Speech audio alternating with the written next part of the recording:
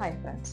எல்லார் வீட்லேயும் பிரச்சனைகள் இல்லாத வீடே இல்லை. முக்கியமாக கப்புள்ஸ், நிறைய கப்புள்ஸ்க்கு நடுவில் மிஸ் அண்டர்ஸ்டாண்டிங் போய்கிட்டே இருக்கும், நான் ஸ்டாப்பாக போயிட்டே இருக்கும். எதுவுமே ஒரு கம்ப்ளீஷன் இல்லாமல் இருக்க மாதிரி ஃபீல் ஆகும்.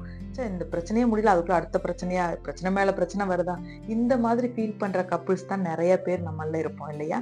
அப்படிப்பட்ட கப்புள்ஸை நீங்கள், உங்களுக்கான வீடியோ தான் அது. அதுக்கான சொல்யூஷன் என்ன அப்படிங்கிறத பற்றி இந்த வீடியோவில் பார்க்கலாம். ஹாய், ஐ ஆம் doctor Sridevi, a family dynamic coach. எல்லார் வீட்லையும் இருக்கிற பிரச்சனைகள் மினிமம் ஒரு 5 இருக்குமா?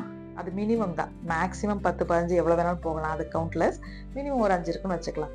இப்போது முதல்ல இந்த பிரச்சனைகளை எல்லாத்தையுமே சார்ட் அவுட் பண்ணி ஒரு அமைதியான பீஸ்ஃபுல்லான லைஃப் கப்புள்ஸ்குள்ள வேணும் அப்படின்னு நீங்க விரும்புறீங்களா? விரும்புகிற பர்சன் நீங்களா இருந்தா ஃபர்ஸ்ட் ஸ்டெப்பை நீங்களே எடுத்து வைங்களேன்.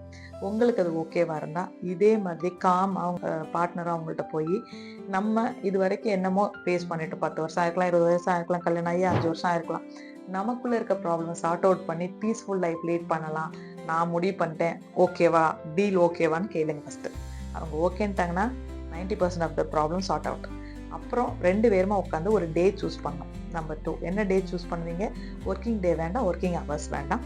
வீக் டேஸாக இருந்தால் வீக்கெண்ட், சண்டேவாக இருந்தால் பெட்டராக இருக்கும். ஏன்னா அப்போ தான் வேறு எந்த டிஸ்ட்ராக்ஷனும் இல்லாமல் இது ஒன்றில் ஃபோக்கஸ்டாக நம்ம கான்சியஸாக இந்த ப்ராப்ளமை சார்ட் அவுட் பண்ண முடியும். ஓகே, அப்போ டே சூஸ் பண்ணியாச்சு. அப்போ அடுத்து என்ன பண்ணணும்? ஒரு டைரி எடுத்து என்னென்ன இருக்குன்னு லிஸ்ட் அவுட் பண்ணுங்க. நம்ம ஃபஸ்ட்டே சொன்ன மாதிரி மினிமம் 5 பிரச்சனையாவது நமக்குள்ளே இருக்கும், தீராத பிரச்சனைகள்.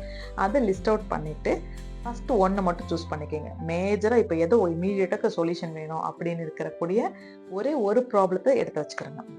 அந்த ஒரு ப்ராப்ளத்தை பற்றி பேசும்போதும் உங்கள் 2 பேருக்குள்ள ஒரு கண்டிஷன் என்ன வச்சுக்கணும் அப்படின்னா, இதை பற்றி பேசல, இதை பற்றி மட்டும்தான் பேசணும். இதை பற்றி பாஸ்ட்டோ இனி ஃபியூச்சரோ இழுக்கக்கூடாது. ஒரு மேட்ரு பேசல, அதில் தான் ஸ்டிக்கான ஆகணும் அப்படின்னு ஒருத்தருக்கு ஒருத்தர் ஒரு டீல் போட்டுக்கணும். எப்படின்னு கேட்டிங்கன்னா, ஒலிம்பிக் போட்டி நடந்துட்டு இருக்குது. ஒலிம்பிக் போட்டின்னு நமக்கு தெரியும், பல விதமான போட்டிகள் நடக்கும். அதில் ரன்னிங் ரேஸ் ஒரு பக்கம், ஜாக்கிங் ஒரு பக்கம், ஸ்விம்மிங் ஒரு பக்கம் நடந்துட்டு இருக்கு. நீங்க ரன்னிங் ரேஸ்ல ஓடிட்டு இருக்கீங்கன்னு வச்சுக்கலாம். அவங்க சொல்லியிருக்காங்க, இந்த ட்ராக் மாறாம நீங்க ஓடி அங்க எண்டுக்கு போனதான் நீங்க வின்னர் அப்படின்னு சொல்லி.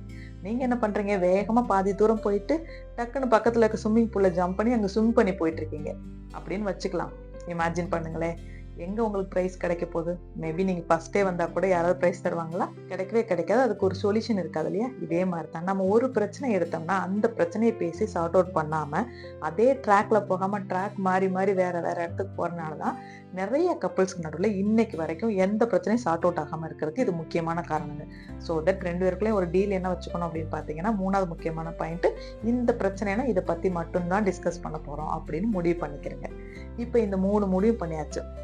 டே சூஸ் பண்ணியாச்சு, எதை பற்றி பேச போகிறோம் லிஸ்ட் அவுட் எடுத்தாச்சு, அதில் 1 சூஸ் பண்ணியாச்சு, ட்ராக் மாறாமல் இருக்க போகிறோம்னு முடிவு பண்ணிட்டோம். அப்போ உட்காந்து ஒரு டிஸ்கஷனாக தான் போகுமே தவிர இது சண்டே ஆக வாய்ப்பே இல்லைங்க. அப்போ அந்த டிஸ்கஷன் எடுத்துகிட்டு உங்களுக்கு எங்கே ஹர்ட் ஆச்சு, அல்லது நீங்கள் பேசுங்க அவங்களுக்கு ஹர்ட் ஆச்சா, இனி அதை எப்படி பண்ணாமல் இருக்கணும், ஃபியூச்சரில் எப்படி பண்ணாமல் இருக்கணும், ஒருத்தருக்கு ஒருத்தர் உங்களுடைய எமோஷன்ஸ்க்கு ரெஸ்பெக்ட் கொடுங்க. நீங்களும் அவங்களும் உங்கள் ரெஸ்பெக்ட் கொடுக்கணும், உங்களுக்கு நீங்களும் அவங்களுக்கு ரெஸ்பெக்ட் கொடுக்கணும். இந்த மாதிரி அவங்கவுங்க எமோஷன்ஸ்க்கு ரெஸ்பெக்ட் கொடுத்து உட்காந்து பேசி எண்டப் பண்ணீங்கன்னா அந்த ஒரு பிரச்சனை சார்ட் அவுட் ஆச்சுன்னு வைங்களேன், இந்த டெக்னிக் சக்ஸஸ் ஆச்சுன்னு வைங்களேன், சூப்பராக இருக்கும் லைஃப். நீங்கள் ஜஸ்ட் இமேஜின் பண்ணி பாருங்க. 2 நிமிஷம் அல்லது 1 செகண்ட் கண்ணை மூடி இப்போ சொன்னது எல்லாமே நடக்கிற மாதிரி உங்கள் வீட்டில் இமேஜின் பண்ணி பாருங்க. எவ்வளோ ஹாப்பியாக இருக்கும் இல்லையா? ஒரு பிரச்சனையே சார்ட் அவுட் ஆனாலே அப்படின்னா நம்மகிட்ட எல்லா பிரச்சனையும் இதே டூல் யூஸ் பண்ணி சார்ட் அவுட் பண்ணிக்க முடியும் நம்மளால.